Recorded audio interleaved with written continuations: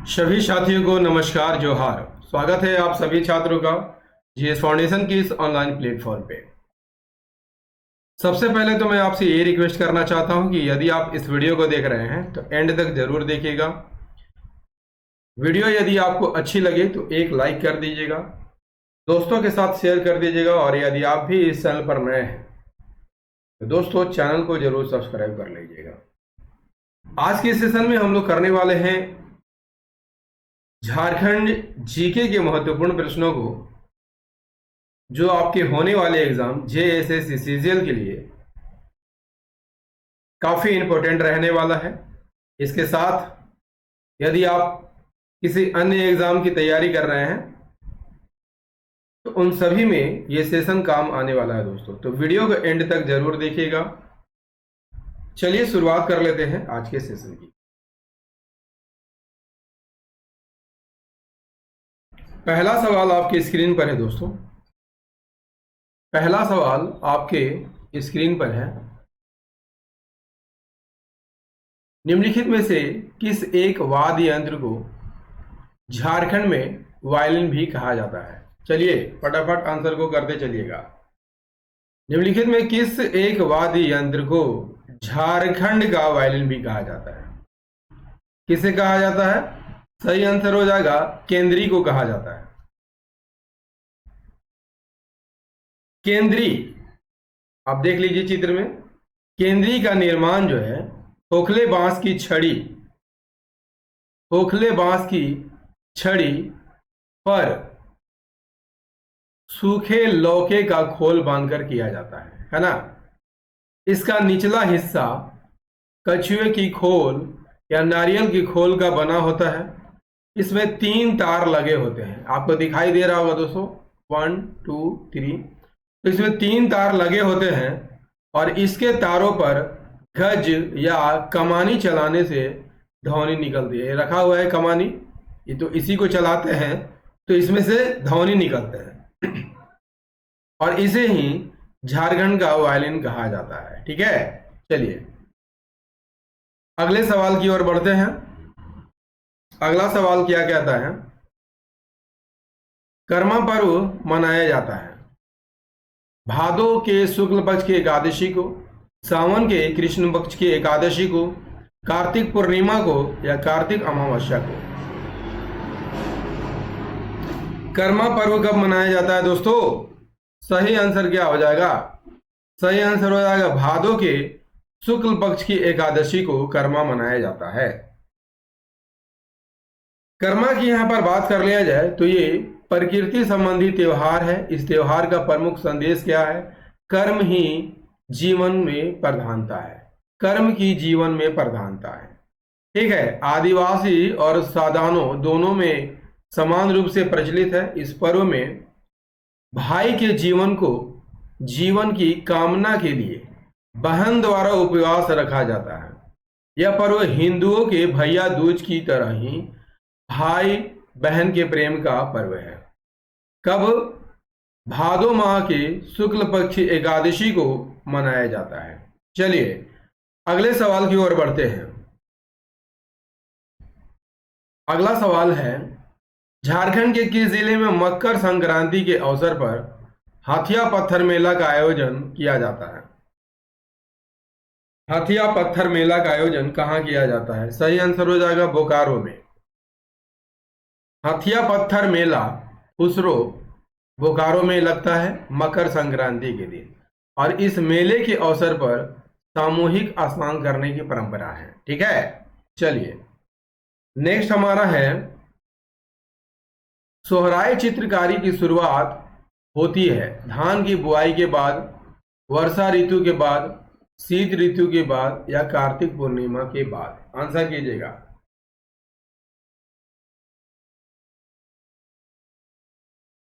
सोहराय चित्रकारी की शुरुआत कब होती है दोस्तों? सही आंसर हो जाएगा ऑप्शन बी, वर्षा ऋतु के बाद होती है ना।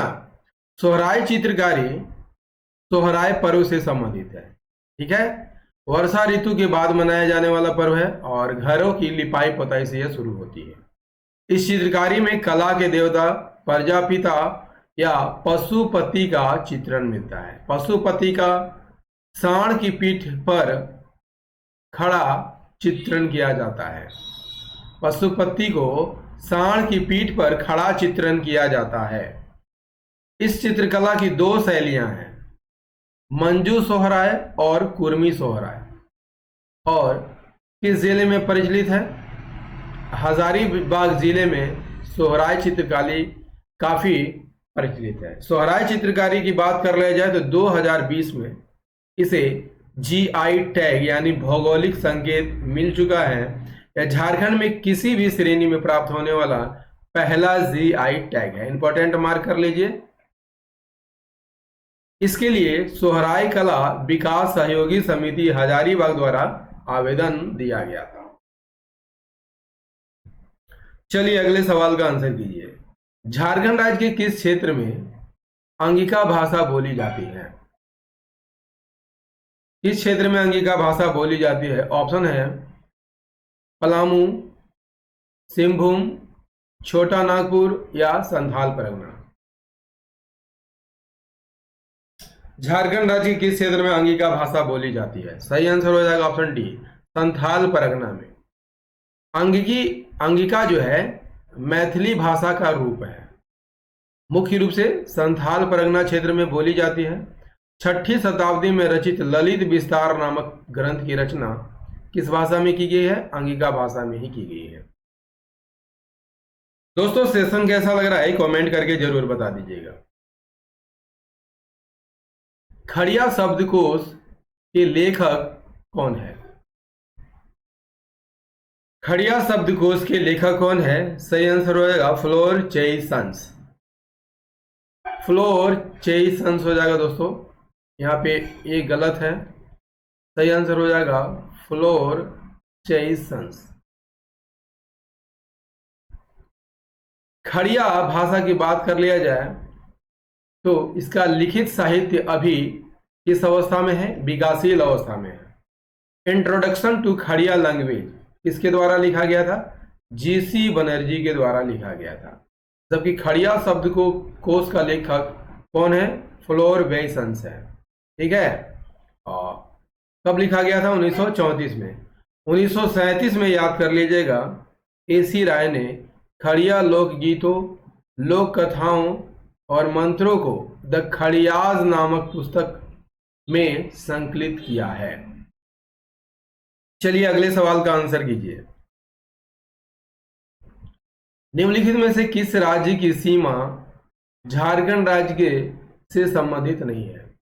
उत्तर प्रदेश की सीमा झारखंड राज्य से लगती है, जबकि उत्तर पश्चिम में है। छत्तीसगढ़ आपको पश्चिम में देखने को मिलता है, पश्चिम में। पश्चिम बंगाल आपको पूर्व में है, जबकि आंध्र प्रदेश की सीमा झारखंड से नहीं लगती। ऑप्शन डी सही आंसर हो जाएगा। झारखंड राज्य की सीमा कितने राज्यों से लगती है? 5 राज्यों से लगती है। उत्तर में कौन सा राज्य है? उत्तर में आपको बिहार है, उत्तर में आपको बिहार देखने को मिलता है। दक्षिण में उड़ीसा राज्य देखने को मिलता है, पूर्व में वेस्ट बंगाल, पश्चिम में छत्तीसगढ़, जबकि उत्तर पश्चिम में कौन सा है? उत्तर प्रदेश देखने को मिलता है। क्लियर? इसके उत्तर में बिहार, दक्षिण में उड़ीसा, पूर्व में पश्चिम बंगाल, पश्चिम में छत्तीसगढ़ और पश्चिम उत्तर में उत्तर प्रदेश देखने को मिलता है। झारखंड आपको दिखाई दे रहा होगा स्थल रूप देश है, इसकी सीमा समुद्र से नहीं लगती है। यही कारण है कि स्थल रुद्ध स्टेट है। ठीक है, भारत के अन्य स्थलबद्ध राज्य कौन कौन है दोस्तों? आपको दिखाई दे रहा होगा मध्य प्रदेश, इसकी भी सीमा किसी भी समुद्री से नहीं लगती है। छत्तीसगढ़ की सीमा भी समुद्र से नहीं लगती है, और हरियाणा की सीमा भी समुद्र से नहीं लगती है। तो झारखंड के अलावा ये अन्य स्थलरुद्ध राज्य है। ठीक है,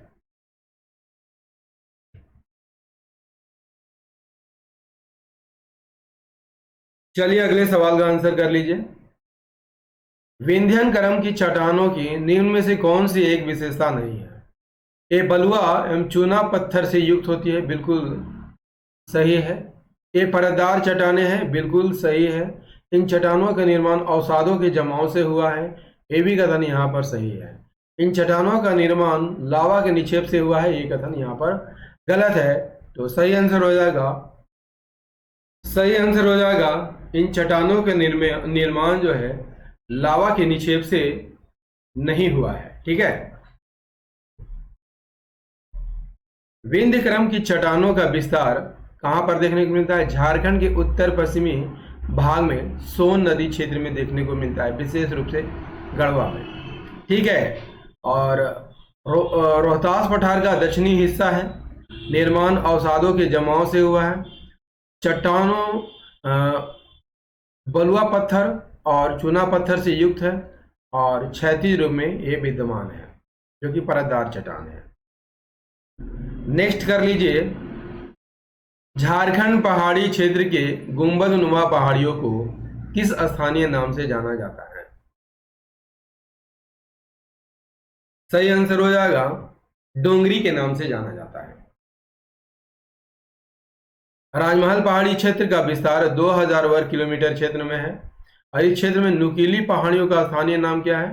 टोंगरी है, जबकि गुंबदनुमा पहाड़ियों को डोंगरी कहा जाता है। नेक्स्ट क्वेश्चन कर लीजिए, झारखंड राज्य के इनमें से किस स्थान से दामोदर नदी का उद्गम होता है? तो दामोदर नदी का उद्गम कहाँ होता है? काफी इंपॉर्टेंट सवाल है दोस्तों, परीक्षा में बार बार रिपीट किया गया है। झारखंड राज्य के इनमें से किस स्थान से दामोदर नदी का उद्गम होता है? सही आंसर हो जाएगा ऑप्शन सी, टोरी लातेहार से। दामोदर नदी का उद्गम टोरी लातेहार से होता है। इसे देव नदी के नाम से जाना जाता है, साथ ही बंगाल का शोक के नाम से जाना जाता था, लेकिन अब इसे बंगाल का शोक नहीं कहा जाता है। मुहाना कहाँ है दोस्तों? ये किस नदी में जाकर मिलती है? हुगली नदी में जाकर मिलती है। कुल लंबाई की बात कर लिया जाए 592 किलोमीटर है, लेकिन झारखंड में लंबाई यदि आपसे पूछ लिया जाए 290 किलोमीटर है।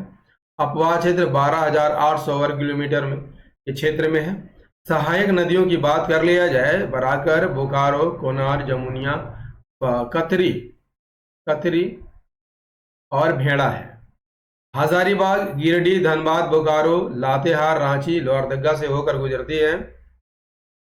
आपको दिखाई दे रहा होगा दोस्तों, दामोदर नदी जो है लातेहार के टोरी से निकलती है।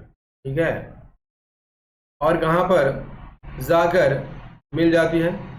हुगली नदी में जाकर मिल जाती है। ठीक है, हुगली नदी में जाकर यह मिल जाती है।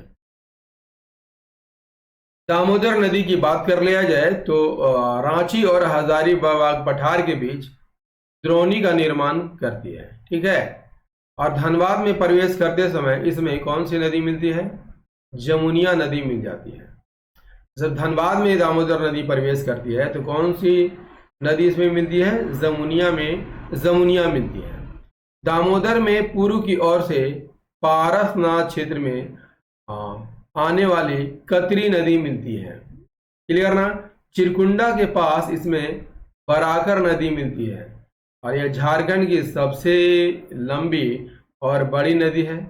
साथ ही साथ झारखंड की सबसे प्रदूषित नदी मानी जाती है। चलिए अगले सवाल का आंसर के लिए, राज्य में शीत वर्षा प्रकार की जलवायु संबंधी विशेषताएं किस क्षेत्र में पाई जाती है?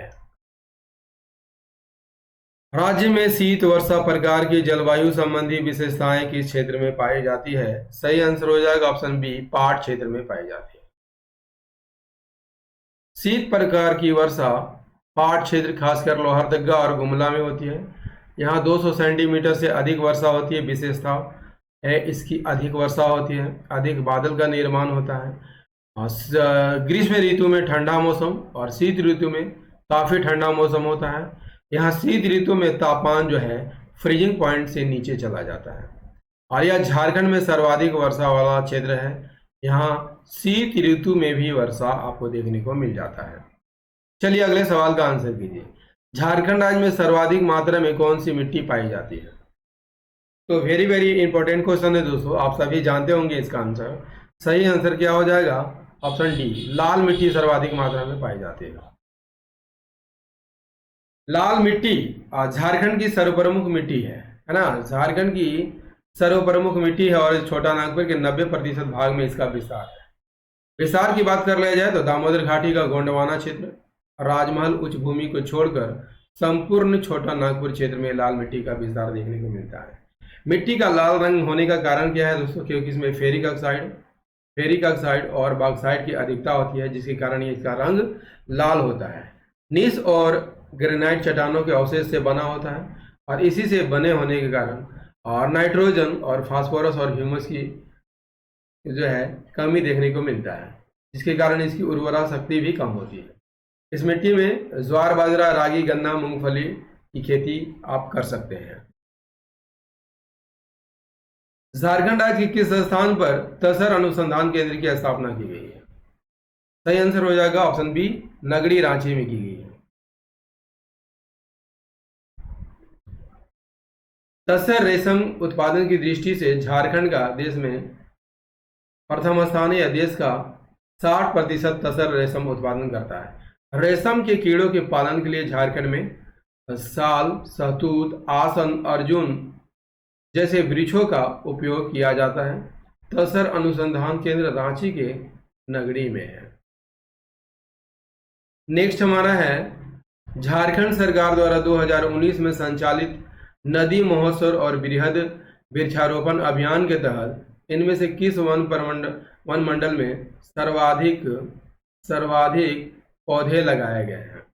रांची वन मंडल, जमशेदपुर वन मंडल, धनबाद वन मंडल या ए और बी दोनों? सही आंसर हो जाएगा ऑप्शन डी, ए और बी दोनों, यानी रांची वन मंडल और जमशेदपुर वन मंडल। नंदी महोत्सव और अभियान का संचालन 2 जुलाई 2019 से 2 अगस्त 2019 के बीच किया गया था। क्लियर ना? अभियान के तहत सभी 24 जिलों में 24 नदियों के किनारे लगभग 140 किलोमीटर की दूरी तक कुल 15,36,660 पौधे लगाए गए हैं। इस अभियान के दौरान सर्वाधिक पौधे जमशेदपुर और रांची वन मंडल में लगाए गए, उसके बाद धनबाद वन मंडल में लगाया गया था। नेक्स्ट है झारखंड जैव विविधता बोर्ड की स्थापना किस वर्ष की गई थी? झारखंड जैव विविधता बोर्ड की स्थापना किस वर्ष की गई थी? सही आंसर हो जाएगा 2007। जैव विविधता बोर्ड की स्थापना कब हुई थी? 20 दिसंबर 2007 को झारखंड सरकार के द्वारा। ठीक है। जैव विविधता अधिनियम 2002 के आलोक में इसकी स्थापना की गई थी। इसका उद्देश्य क्या है? राज्य में जैव विविधता का संरक्षण करना, इसके घटकों का सतत प्रयोग सुनिश्चित करना, इसके लाभों का उचित एवं समान वितरण सुनिश्चित करना और इसके संबंध में ज्ञान का प्रसार करना। दोस्तों, झारखंड जीके का ये सेशन आपको कैसा लगा? उम्मीद करता हूँ दोस्तों कि ये सेशन आप सभी छात्रों को काफ़ी अच्छा लगा होगा। यदि सेशन पसंद आया हो दोस्तों, एक लाइक कर दीजिएगा, दोस्तों के साथ शेयर कर दीजिएगा और यदि आप भी इस चैनल पर नए हैं तो चैनल को जरूर सब्सक्राइब कर लीजिएगा, बेल आइकन को प्रेस कर लीजिएगा। मिलते हैं अगले सेशन में, तब तक के लिए जय हिंद, धन्यवाद।